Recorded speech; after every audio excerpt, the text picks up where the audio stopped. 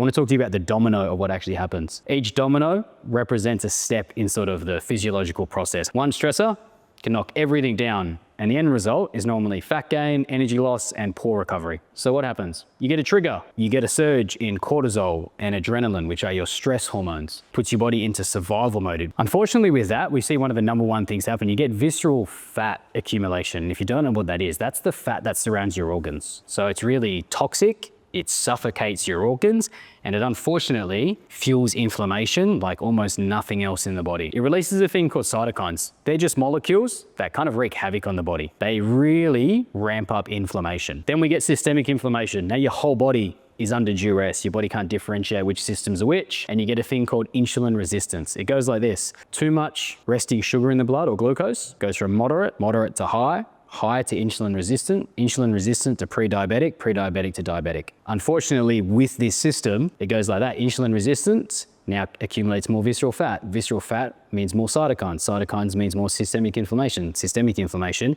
means more insulin resistance. More insulin resistance means more fat storage and more muscle breakdown. And the cycle continues. How does it impact you? Well, it's going to stall your fat loss efforts. That's unfortunate. It's going to make your energy quite low and your sleep not very good or good quality, and it's going to break down a lot of the muscle. So it's breaking it down faster than you're building it. So we'll see a lot of people who train and do the right things in terms of frequency and some form of, program that they're on, strength program. So they're trying to build the muscle in the workout, but they're so insulin resistant that their body disposes of before they can build, and they get caught in this perpetual cycle. It's just from a physiological standpoint, you can't out-train your nervous system and your hormones. They will dictate to you whether you want them to or not. If you want better energy, if you want to lose weight and lose body fat, if you want to get stronger and have pain-free movement, if you want to just live longer and have better quality health later in life, you need to tackle those things. So that's why it's our starting pillar number one, because if the program's not based on that, it's easy to think you're doing the right things, but your body's working against you at every turn. And that, to be honest with you, is shit for people, because they get really downtrodden and emotional about it because they're trying to do all the right things and putting in the effort, but they're not getting a result. And that's heartbreaking for people. This is actually where the magic happens. This is the most important pillar that I'm giving you. Most people don't want to hear it. It's a bit woo-woo, but it actually is the balance that you need. We've talked about this, sympathetic and parasympathetic. It normally looks like this. How do we get it to be balanced? Well, there's a bunch of ways, but sleep and restorative practices are it. And it is the biggest one on, am I going to be a rusty car later in life or not? Because stress kills, inflammation kills, and it impedes everything that you want when it's low grade or high every single day. So what do we need to? We need to restore your battery. You get that HPA dysfunction.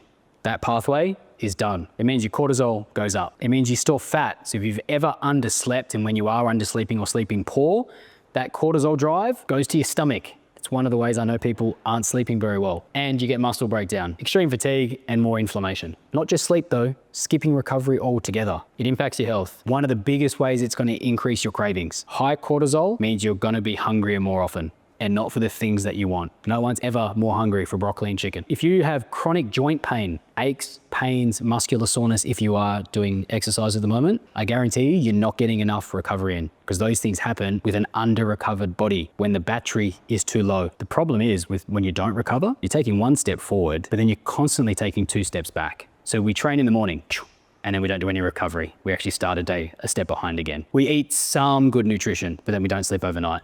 And then we wake up in the morning, and it puts people in that same spell, which is just, I don't know why, I don't know what's going on. Well, we're probably exercising too hard, which we've discussed. We're probably not quite getting our nutrition sorted, and we're not recovering very well, even though you're doing some of those things. And it feels like you're doing a lot, but you're doing a lot of the wrong things. And because of that, every single day you wake up a step behind, even though you're putting a step forward somewhere in your day. That leads to the lack of motivation, which means that people actually stop their journey. So we need to recharge. We need to get a full battery. We need quality recovery. We need to reset your HPA and just allow it to actually calm down for a second. We need to reduce your cortisol. We need to put your body in a space where it feels like it's not fighting for survival, and it can actually fight the fat that's on your body. And in those circumstances, it'll prioritize building more muscle rather than saying, it's too much of a liability, let's get rid of it. And you'll get an energy boost. So how do we do? What is recovery? It's quality sleep.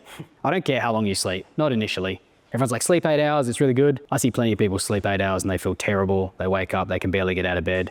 They have 4 shots of coffee in the first hour of their day, and they have multiple other coffees throughout their morning. It's like 8 hours of sleep doesn't seem to solve that issue for that person. That sounds like a lot of the people that first come on board with me. I need the quality of your sleep because that's all that matters initially. And then if we can get duration, I'm over the moon. Now it's a 10 out of 10.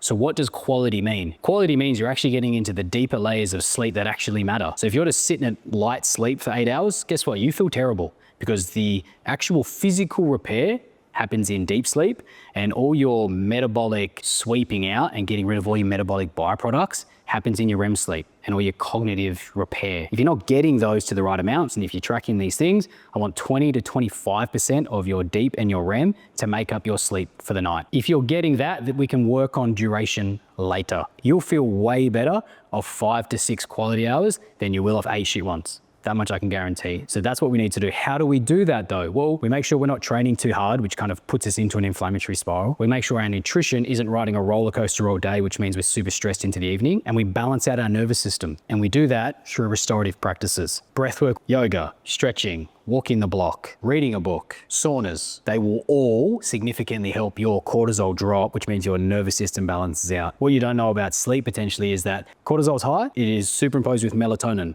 Melatonin's your sleep hormone. It can only start to go up as cortisol goes down. Unfortunately, it's supposed to peak at 12 cortisol and be done by 6 p.m. Most people, it's sky high still at 8 p.m. post work, doing a whole bunch of different tasks. And because of that, your melatonin doesn't kick in. And because of that, you don't get a good quality of sleep. So we need to make sure our cortisol is low. The number one tip I'd give you that's easy that you can implement today is take a good quality magnesium. There's a whole bunch of them out there. A glycinate or a threonate will be your best bet. If you need to get one that's got 3 or 4 in it, go for that too.